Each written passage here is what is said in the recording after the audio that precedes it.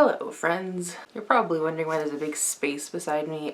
What I'm going to do today is do a bit of a drawing or illustration of what the Interstim surgery and implant looks like, because I think I really haven't done a really good job explaining it on this channel, so that is my prerogative today. For those of you who are new here, welcome. My name is Olivia. I have overactive bladder and I wet the bed every night, and I've done that my entire life. Not on purpose though, but it's kind of just been my whole life forever, and I've been on this channel talking about my experiences with it and what I've been doing to try and fix it. So at the end of this video, I will talk more about the update with my surgery and stuff and kind of go into depth with the details with that. So, but the first part of the video I want to go into, so something I don't think I've ever mentioned is that the Interstim surgery implant is not only for overactive bladder. I don't think I've said that because it hasn't, well, that's the only thing it's pertaining to me, is that my bladder is overactive. It can also be useful for overactive bowels and retention. You're not emptying completely in both your bowels and your bladder. The surgery isn't just for applicants who have overactive bladder. It's for also people who don't have the ability to fully void their bladder or bowels as well. If you're curious about my shirt, because it has blood stains on like the glasses, it's a Hannibal shirt from the TV show that I really like. I don't really wear it out in public because it kind of looks creepy, but it says, "Please do not psychoanalyze me. You won't like me when I'm psychoanalyzed." This is my really not accurate drawing. Ta-da! Obviously not depicting woman or male, because both men and women can have these problems. So here you have your lovely indiscriminate person. This is the bladder. Clearly it's labeled bladder, and then the pelvic floor, and the bladder attaches to the pelvic floor and has a bunch of nerves and stuff that go up through your spine. I'm really bad at explaining this, but anyway, hopefully this will kind of get the message through. Essentially, the doctor takes a large needle or something and goes, I guess probably around here. And can you see that? Not really. Okay, we're just gonna use blue still. Okay, so basically the doctor takes a large needle and threads it through your spine into your through your skin into your tailbone. In the tailbone there's a bunch of like little circles and pockets and stuff that it can sit in, and on that lead there's four, I'm gonna draw 4 little leads on the, I guess it's just called a lead, a needle. So all this lead sits along the inside the tailbone, along all of your sacral nerves. So essentially all of the nerves that come up from the bladder into your spine and go up to your brain. They start by testing these leads. But at the very end of the table where your feet are, they have placed electrodes on your toes and on your heel. They test it through these 4 leads to see which is the best result before they open you up and place the battery inside your butt. So for me, both times they've done the surgery, I've had the battery placed in my right butt cheek. So any scars and stuff I have are central mid right side. That would be the best choice, he said, would be where the best stimulation was found and the best results for, like, because they find it through your toes to see what's the strongest result.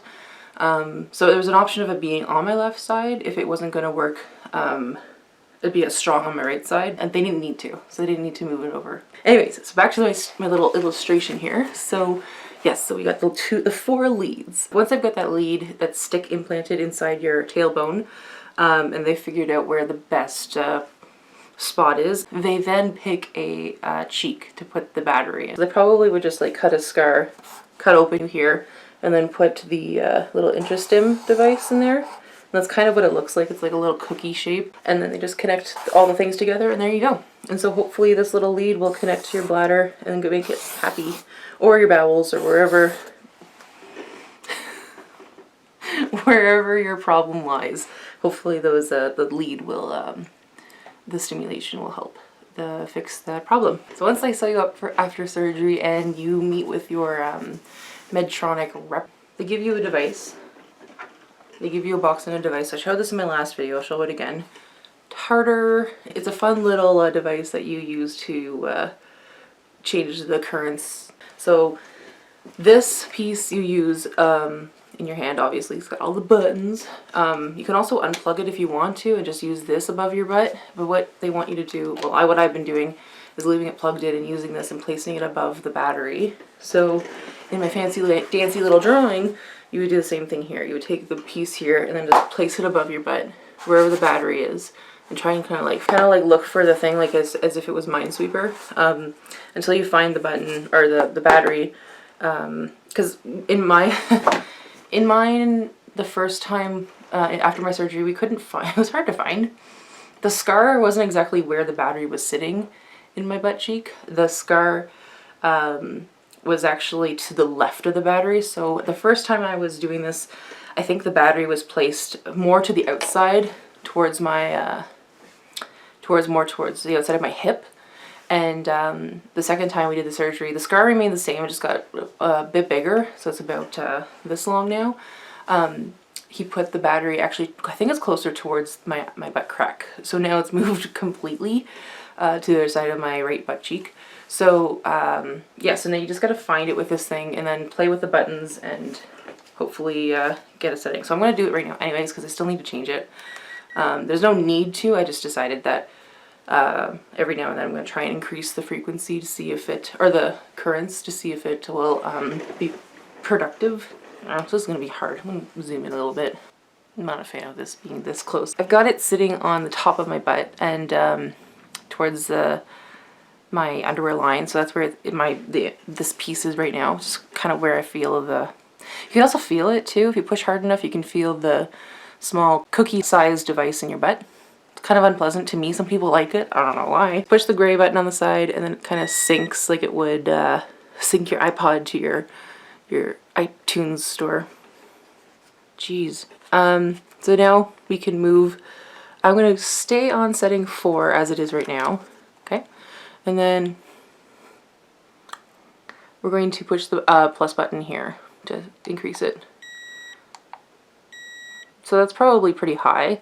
I'm just going to increase it one more time, and that's fine. I guess. I don't know. Who knows? So now it's set at 1.75, which means nothing to anyone because at some point or another I'm going to get this probably readjusted again. I don't know how exactly that works. We're going to zoom you back out. That's a bit better. Yeah, so I don't know how exactly the Medtronic rep uses their device to program this thing, and they just reprogram it by syncing it to this thing, and then they change all the features until you've decided that it's comfortable. Yeah, it's kind of cool. I mean, it's really cool. I just don't know when it's going to start working. So that's the other part of this video, is where I'm going to talk about my post-surgery successes and misses and stuff. So not much has changed in general.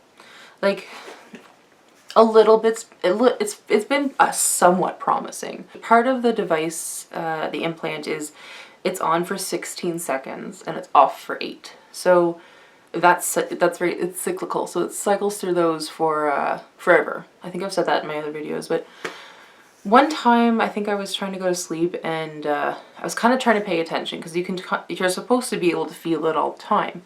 So I guess I get used to it really quickly, so that's why I increased it today, and I probably increase it every day, just a little bit to see if it's if I can kind of feel it more. So one time I was trying to fall asleep, and I was like, okay, I'm gonna try and pay attention to the currents and see if it's working. So the current was on. I was like, okay, I can kind of feel the urge to pee just a little bit, and then it went off for the 8-second mark, and it kind of I felt like the urge kind of increased in that 8 seconds, because sometimes it only takes like 5 seconds for me to feel like the really intense urge to go to the bathroom. So I was like, oh, good. And then it turned out, like, good as in like I'm noticing. It wasn't a good thing that it was increasing, but good as in like I noticed, like, hey, the currents while it was on, probably for like that particular cycle, it just hit at a weird time when it turned off. But yeah, good. I think like it felt like the current changing the way that my brain was recognizing the urge to pee. Anyways, I still wet the bed. I still had to go to the bathroom. Well, I still wet the bed after I fell asleep. And I still went to the bathroom after that. But anyways, when I woke up, I was like, I wet the bed, whatever. I'm feeling a bit more positive about things. Like, I can see the kind of, it still needs to be worked with. And most of the time I notice things are feeling better when I'm lying down. So like that instance, I was lying down. The week I was recovering from surgery, the same thing happened. Like whenever I was lying down and was focusing on it, I could feel that the urge to go to the bathroom was very low. Probably wasn't like incredibly high at the time as well, but the urge to go to the bathroom was slowly climbing up as opposed to jumping to need to go very right now in the next few seconds kind of thing. So that's the only good thing I've noticed.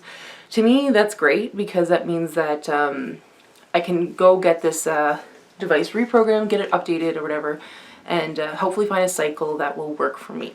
So, I mean, like, that's good news. That's basically all that's happened. I'm pretty excited about it. It's just not the best news, but it's better than what I was having before. It was no results at all in my previous implant. So, yay! I hope it works. I don't know. It seems still... I don't have the desire to feel upset about it anymore. Like, someday, like, it's hard for me to not... it's hard for me to not give up. Yeah, that was the words I was looking for. Sometimes it's just... incredibly difficult to see a bright side to all of this after all I've kind of been through in the past 5 years that I've been trying to find a solution for this. So yeah, anyway, that's about it. I just kind of wanted to demonstrate a little bit about it. You can just essentially type in Interstim surgery implant Medtronic whatever and find all the images and gross pictures on it. No, they're not that gross, but some people upload like their surgery pics and stuff, but to like Google. It's not hard to find information on. It's just something I never knew existed. So I'm really excited to kind of share this kind of information with people because since I never knew about it, I imagine most other people don't either. But yeah, that's pretty much it. I hope you guys have a great rest of the week. Today is Tuesday. I'm going to try and upload another video before the end of the week. So please subscribe if you're interested in my crazy story.